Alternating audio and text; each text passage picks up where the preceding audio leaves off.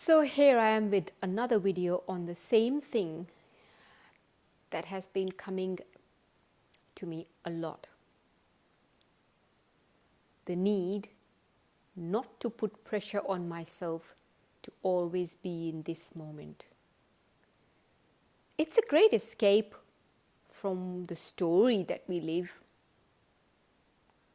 And of course, we need times when we are detached from that story, when we are not that person, that body, that entire concept of the ego.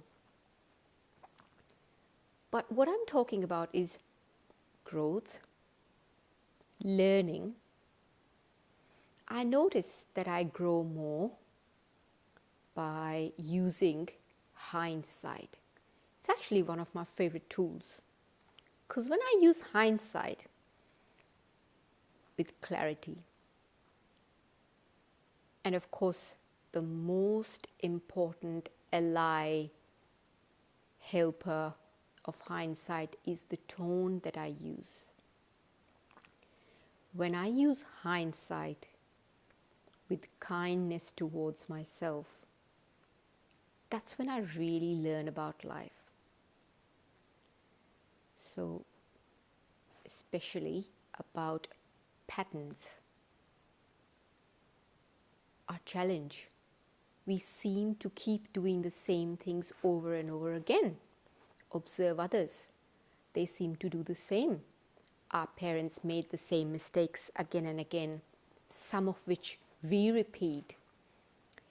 And the only way to learn to break those patterns is using hindsight. So, using hindsight can be detrimental if you allow that to always make you feel bad. So the most important factor here would be that not only do you use hindsight, but your tone of talking to yourself is simply of the observer who is joining dot 1 to dot 2, etc. And then trying to figure out how and when patterns were the same, when the pattern changed, where was the growth, where was the development. And I believe that we need to put less pressure on the self to always be in this moment and use hindsight to understand others and our connection with others more and more. All the answers are there. We just need to ground the self,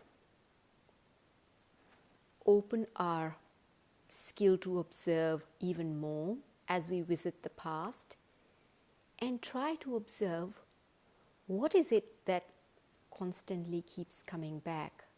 What are the lessons that this energy field is throwing back at us again and again? And was there a time when a pattern changed? And how did we make that happen? And I'm going to repeat again, the hindsight is one of the most beautiful tools.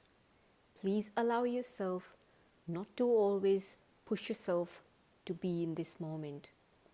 But the most important thing would be your tone of voice. Not judgment, but non-judgmental observation. And when I say non-judgmental,